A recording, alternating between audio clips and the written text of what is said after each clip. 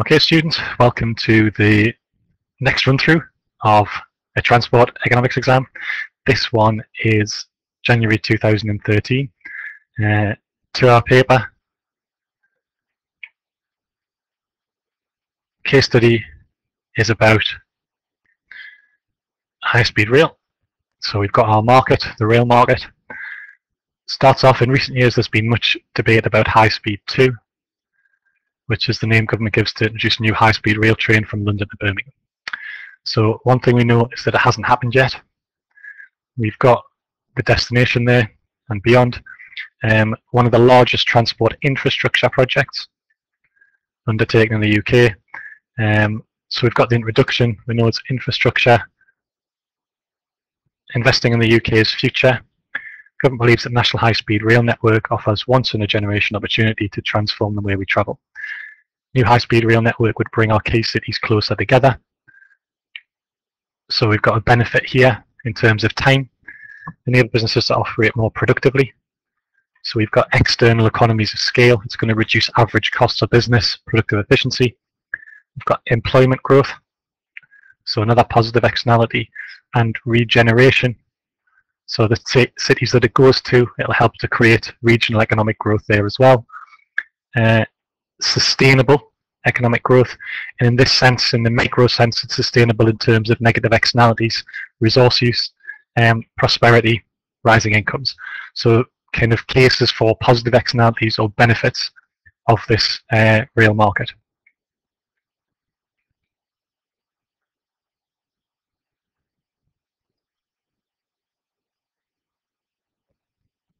Okay, next part starts giving a description of the scheme itself.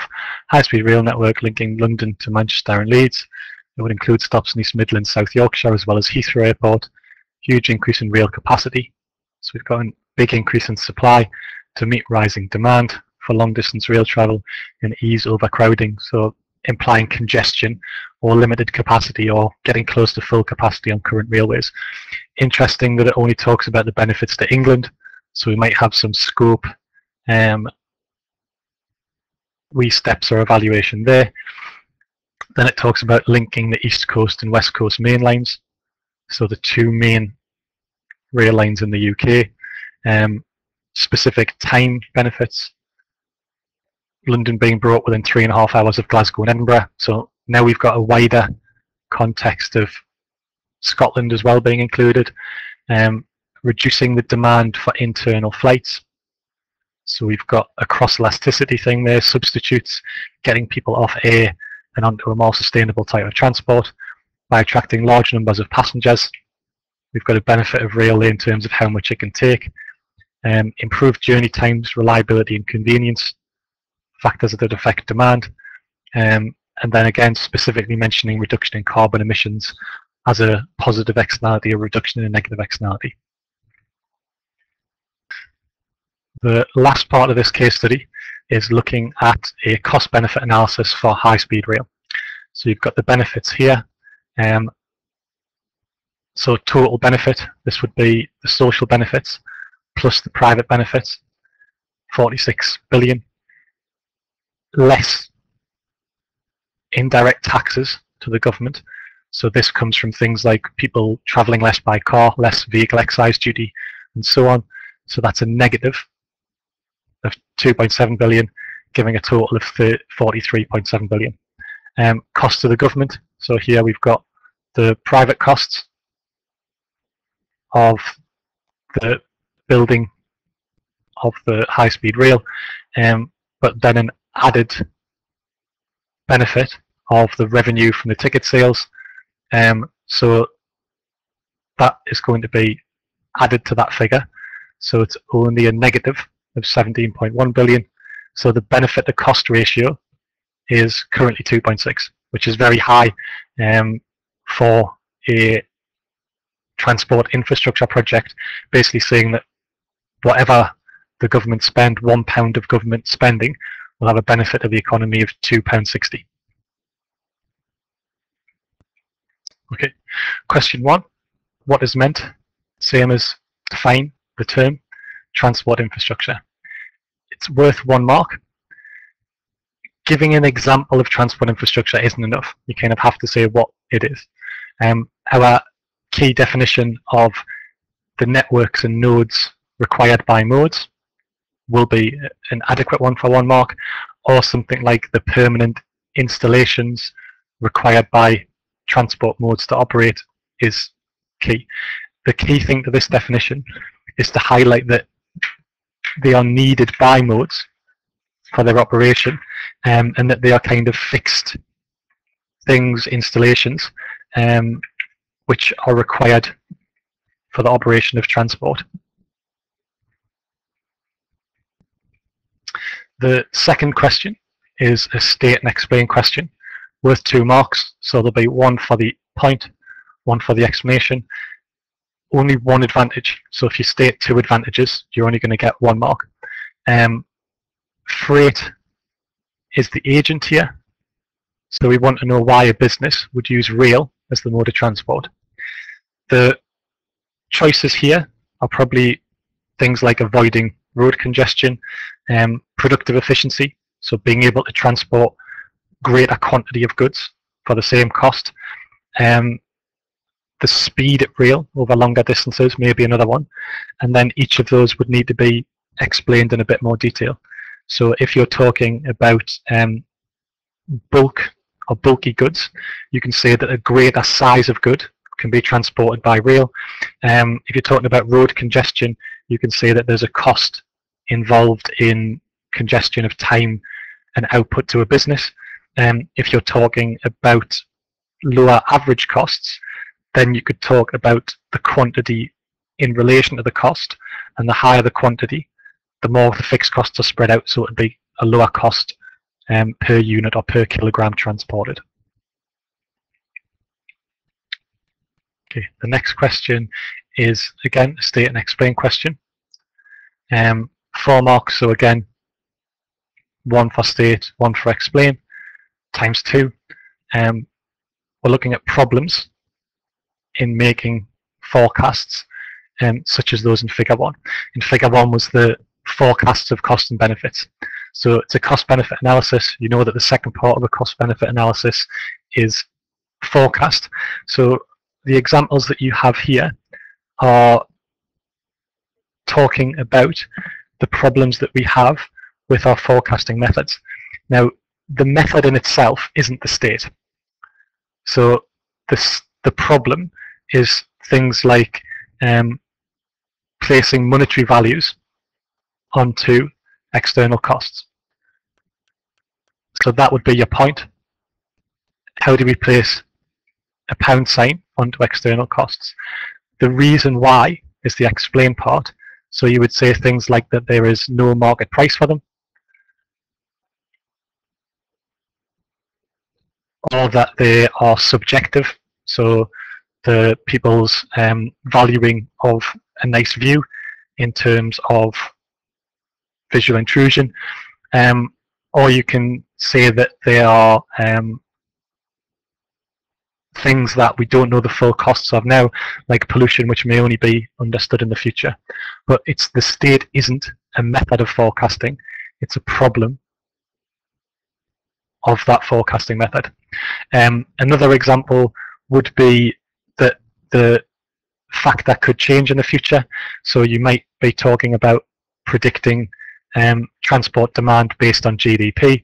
So you'd probably be using something like the correlation method, but you're not going to get marks for the actual mentioning of the method. But you would talk about that GDP can be erratic. So we don't know whether or not we're going to go into a recession. And that would be the problem explained in that one. So forecasts of GDP can be inaccurate. Explain it using the economic cycle. Okay, here we have a 2-mark question. It's an explain question based on one of the figures from the cost-benefit analysis, and it was the lost revenue from indirect tax as a result of high-speed rail. Now, it did mention that there would be less road congestion, so we know that there's going to be less cars, but that also that there would be less people using flights within the UK economy. It's the taxes that people pay on both of those modes. So if it was air, you could mention that there'd be less APD because less people would be flying by plane. You could talk about that as an indirect tax on flights per journey, so there would be less of that. Also, if less people are travelling by road, then there'd be less fuel duty being spent as well. And again, that's a tax on fuel, which is used up as people travel by car. So those, either one of those two would be the reason why there's less tax revenue. The next question is again an explain question. So the points given for you. It says construction of a new high-speed rail line may cause negative externalities. Explain why negative externalities are an example of market failure. Now, they've given you the market that they want to apply it to, so it's building infrastructure. Now, the key types of negative externality that we'd use for an example of this type of market failure would be things like blight, or visual intrusion, or community severance. But it's only 3 marks. So 1 mark would be got. So as it's an explain question, you don't need the definition for negative externalities. You just need to explain why it's a market failure. So it's the step beyond the definition itself. So you're talking about why the external costs aren't taken into the market. So you could use an example of the cost of blight is paid for by third parties. Those third parties are outside the market mechanism. The cost of this would be the loss of the value of someone's house or the stress that this includes for them. That's your application. This means that the cost of building the infrastructure is too low, or the market price is too low, therefore overconsumption of the good. And the key thing for the last mark is that this leads to a loss of allocative efficiency. So that's why it's a market failure. Okay, this question, again linked to the case study, is talking about the part of the case study that talks about modal switch. It says other than road pricing, so you can't use that topic, comment on the effectiveness of 1 alternative policy which aims at encouraging people to switch modes of transport to reduce congestion. So that's the aim, to reduce congestion. We're told that we can't use road pricing, so we have to think of another policy that gets people out of cars onto alternative modes. So either you could apply this to rail, because the market's about rail, but you could equally apply it to the bus market in terms of getting people onto either of those 2 modes. Be careful you don't just use a policy that stops people using cars. The key thing is here a modal switch. It's worth 5 marks, so you'd want an example of why the policy works, an example of why it doesn't work, and a very quick summary or judgment on that. The easiest one to go for here would be bus subsidies. So you reduce the price of buses, you can analyze it using the graph, talking about lower prices being the key to getting people off the buses, greater consumer surplus, increases utility. Very, very important that you mention the cost of production falling. That's the key step needed when talking about subsidies. That would give you the AO3 on one side. The AO4 could be, and you don't have to draw the diagram though, but an ineffective use because the demand is inelastic. If you go for that one, you could justify the demand being inelastic in terms of the car being too convenient, or that it's seen as a inferior good, and that a price fall, wouldn't lead to a great increase in demand. A judgment may be that it depends upon how integrated the bus market is with other modes of transport or with other buses in terms of increasing the convenience of people's travel by this mode of transport.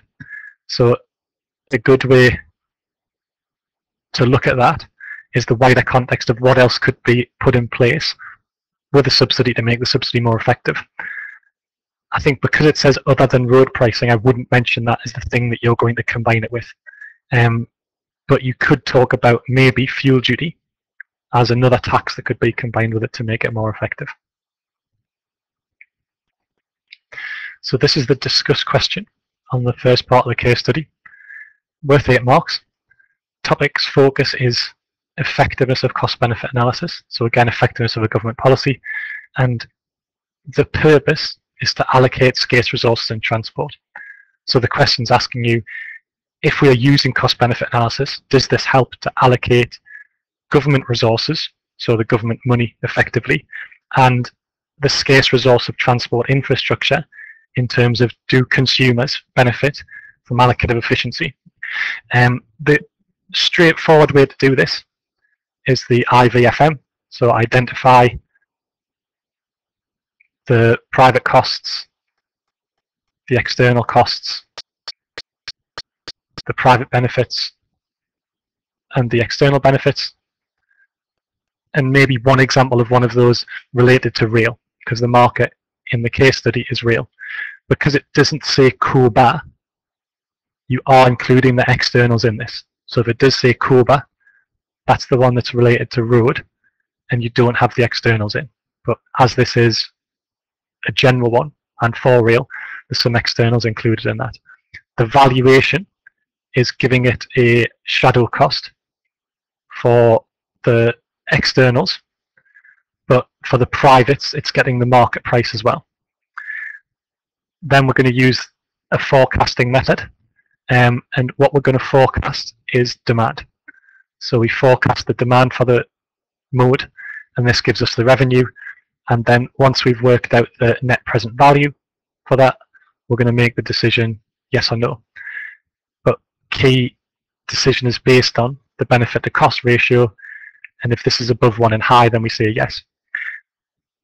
The problems come down to, again, something missing from this side, but because it's only an 8-mark question, you don't need to do all of these.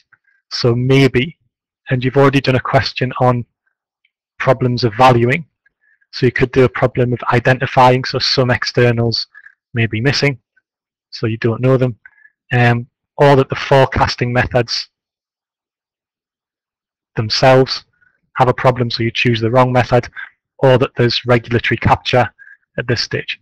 A good judgment for this one is that cost-benefit analysis, whereas it's not inaccurate, we kind of need to do it because we need to kind of allocate the scarce resources. Or you could say that we have to do it and it depends upon improving some of this side. So if we have more factors involved, if we use more data, if we use multiple forecasts, then that can improve it. But again, be careful with the time, about 16 minutes, so not too much on this evaluation to allow you to get into the second part.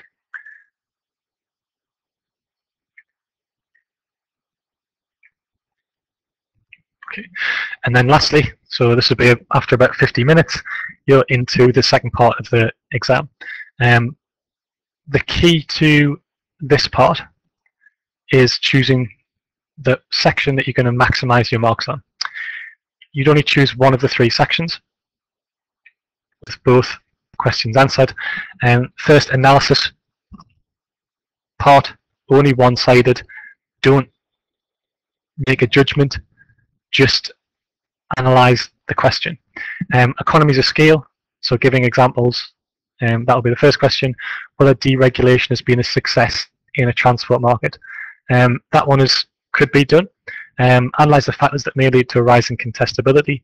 So factors that affect contestability applied to a market, potentially drawing a monopoly graph with the contestable output. Discuss the extent to which a rise in contestability is benefit, so linked into efficiencies.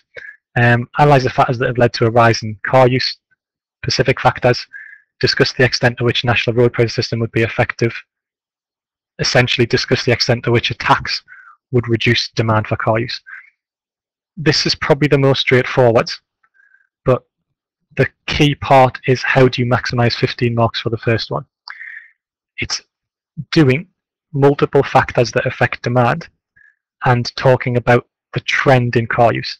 Now we know that the trend is a rise, so it's factors that increase demand.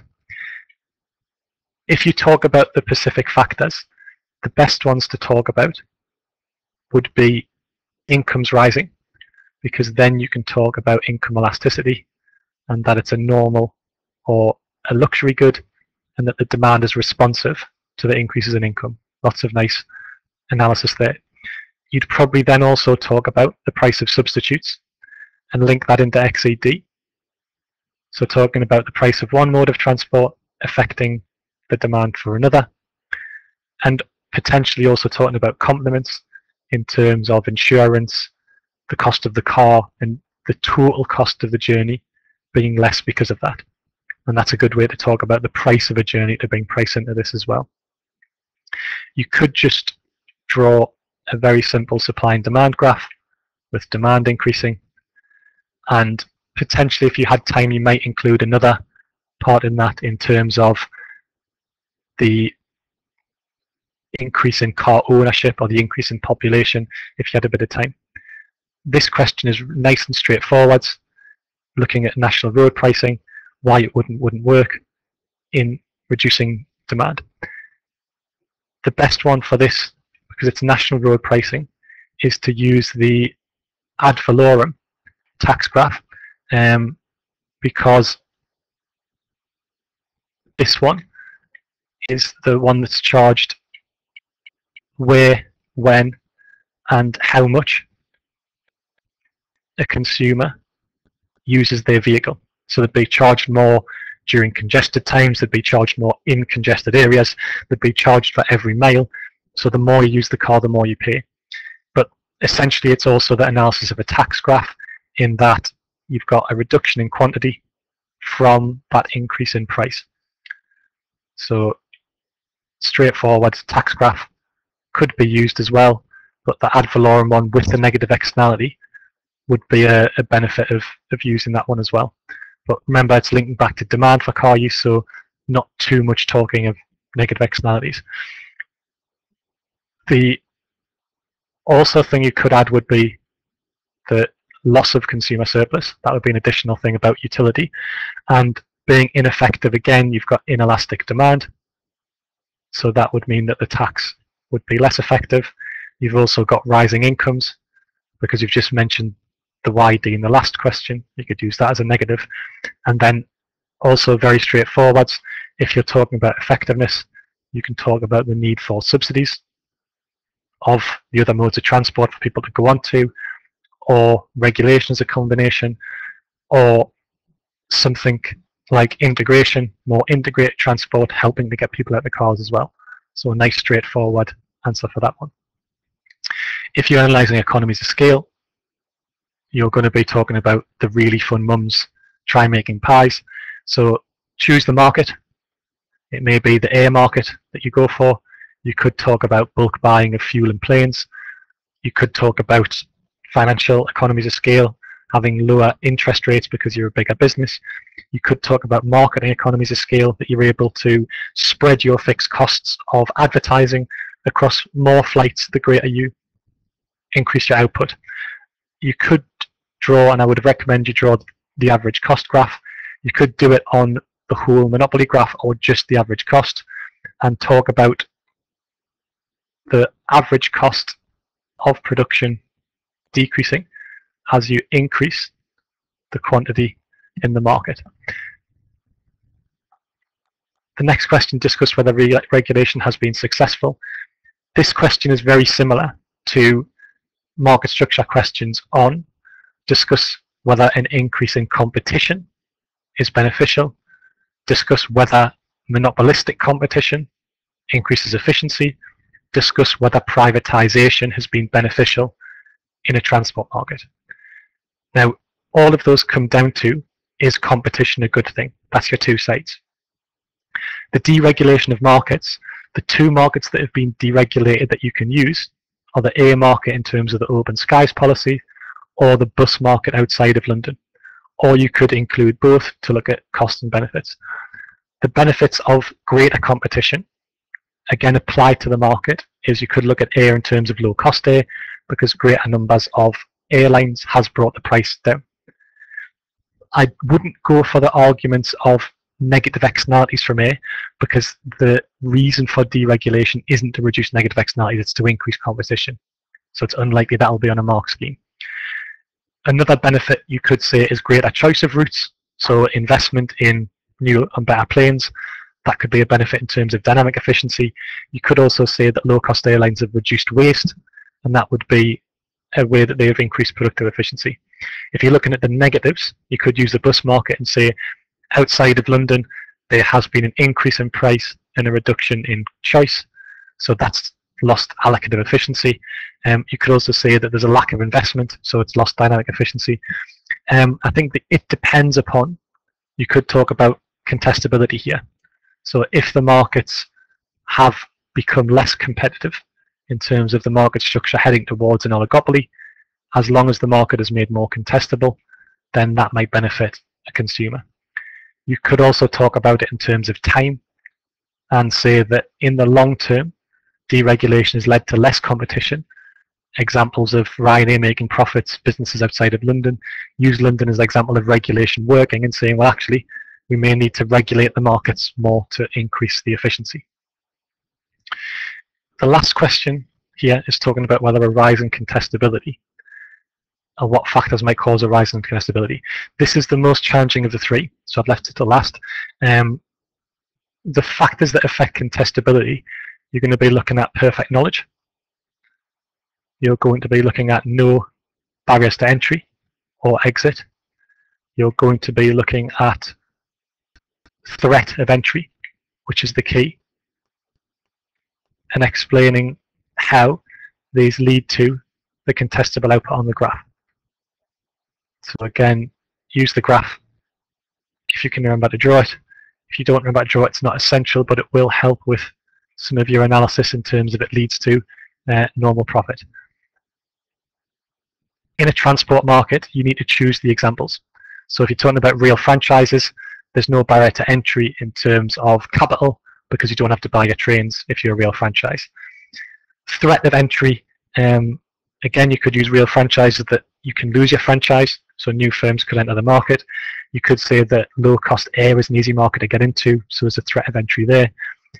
Perfect knowledge, real or air, in terms of that any business could get in there, because there's nothing patent-wise that a business has that you can't get access to. You could talk about the bus market in terms of very low-cost entry in terms of buying second-hand buses, so giving specific examples. The second question is more challenging because it's a discuss question about contestability. And normally the discuss questions are around market structures. It's asking whether a rise in contestability is beneficial. So what it's saying is that a rise in any of these things, the factors that affect contestability, what are the benefits in a market? So the benefits are going to be from the change in the graph. And if you think contestability isn't a yes or a no thing, it is an extent thing. And businesses will start with profit maximizing, and when it becomes contestable, they will move towards the fully contestable output. So a rise in contestability may be going from 50% to 60% contestable, and the effects on the market. So the benefits will be, or should be, lower prices, greater quantities, and more productivity and allocatively efficient. You could also link it into dynamic efficiency. So it is similar to the market structures, but you're linking it into the factors that increase contestability. The reason why contestability might not be beneficial is the extent to which the businesses would still act like a monopoly, even if the barriers to entry come down, even if there's a threat of entry, even if there's perfect knowledge, because they don't believe that they are going to be threatened. Or you could say that until actual competition happens, then there's nothing that a business needs to do, and they could just respond to that actual competition when it happens. The justification in this one, or the evaluation, is going to have to be examples in transport markets. So you could use the real market as an example of a market that has become more contestable, but actually prices are much higher than they used to be, and the profits that businesses make are greater. you could also go the other way and say the markets that aren't contestable, like long haul, have meant that consumers lose out, whereas the more contestable short haul market, that has had greater benefits for consumers. But be careful that you don't talk about competition increasing in any of these markets. It's about these features increasing. Hope that's been helpful to you, and there will be more coming your way soon.